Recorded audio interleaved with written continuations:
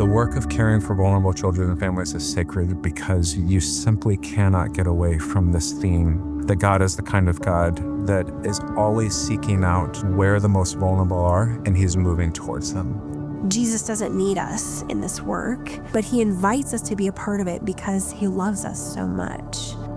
In so many ways, the Christian Alliance for Orphans is an invitation to come together at a common table, to be fed by God through one another. We're talking about a table where you're coming together in relationship. And as we bring these gifts together, we can come together around a vision that's larger than any one organization working on its own. To not just make it through, but to actually thrive and flourish.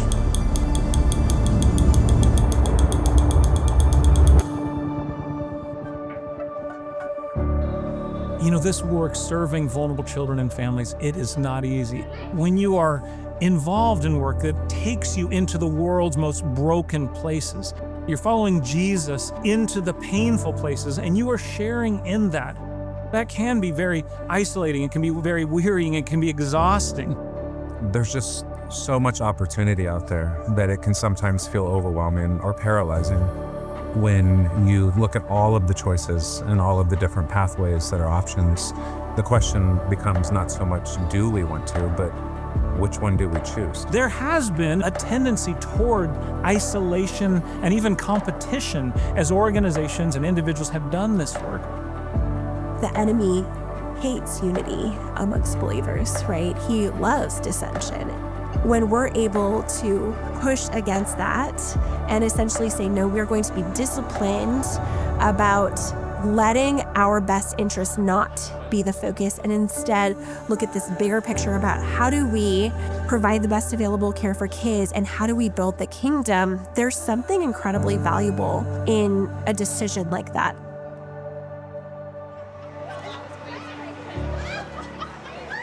From the very beginning, CAFO has been about gathering people together and asking the question, what could happen if we left our logos and egos at the door? And what could we do together that we couldn't do on our own? What gift of grace is Jesus my Redeemer? There is none. I remember the first time I was attending the summit was in 2012 in California. 10 years ago, adoption was not a culture in Ethiopia. The question I had was, how can I engage my own people for orphan ministry? I went back to the hotel room and I prayed. I said, God, allow me to go back home and inspire my own people. I came to Ethiopia and I found like-minded people and start talking about it, doing small things, visiting orphanages and children's homes. Currently, God is being shifting a culture of adoption and orphan care ministry in Ethiopia. There's a lot of great organizations coming together to solve this big problem in Ethiopia. Pastor came to our church and invited us to the very first Labor Summit. I heard about adoption and felt an obligation to do this work. I felt that it would be worship to God.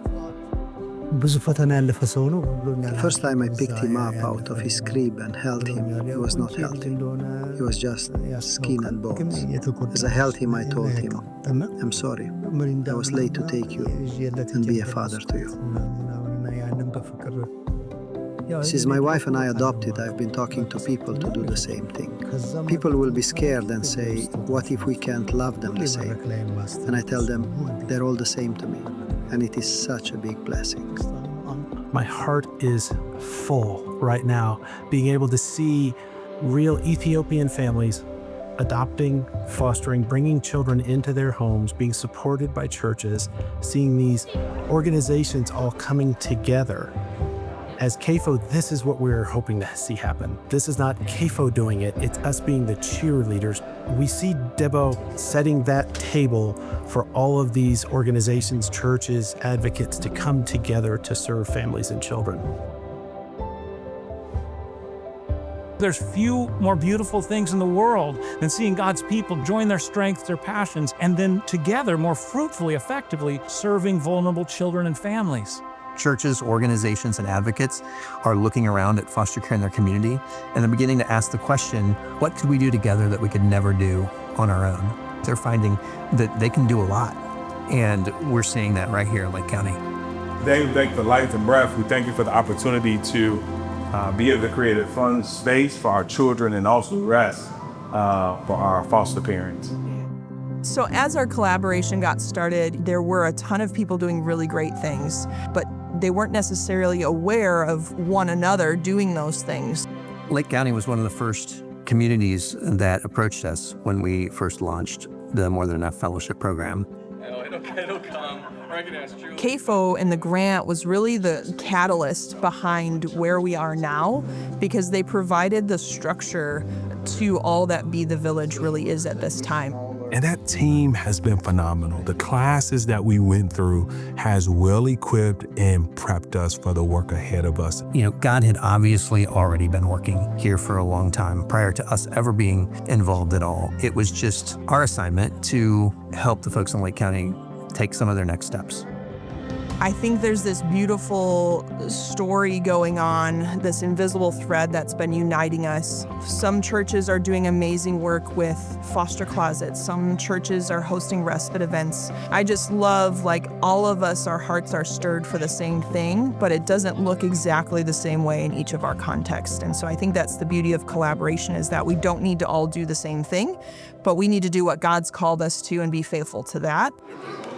I think the best thing for our family is the fact that our kids see it's not just one church. It is God's people literally coming from all walks of life, coming together to pour back into them. I didn't see that early on as a 9 and 10-year-old girl coming out of the foster care system. So as a parent now pouring back into these same kind of children, they're already seeing the goodness of God because of people.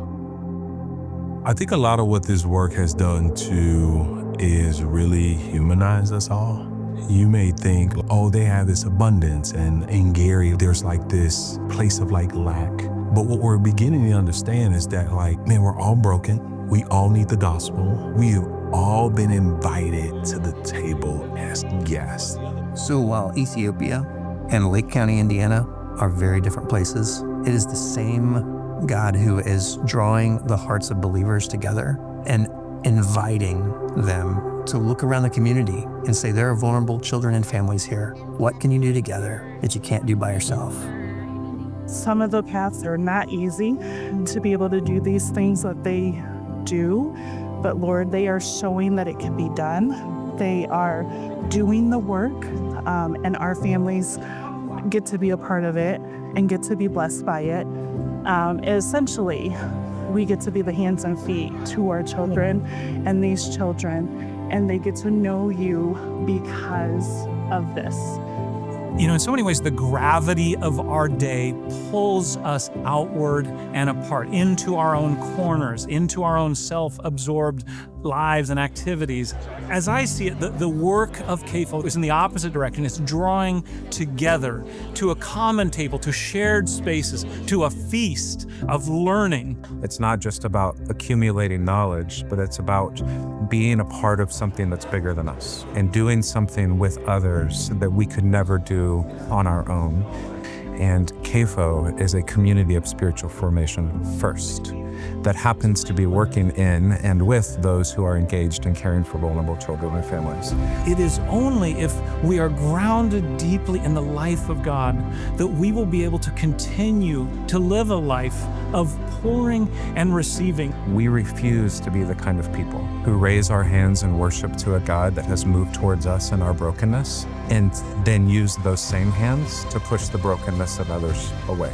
As long as we are willing to say, Lord, here am I, use me for your glory, in response to the needs of the children, there is nothing that can stop us. Also critical is to have a community of people who are doing this together, brothers and sisters who, when we do fall down, when we're totally spent, can pick us up. But it is that life in God, both as an individual and as a community, that is, in essence, feasting together on the life of God. It is that, and that alone, that will keep us in this for the distance.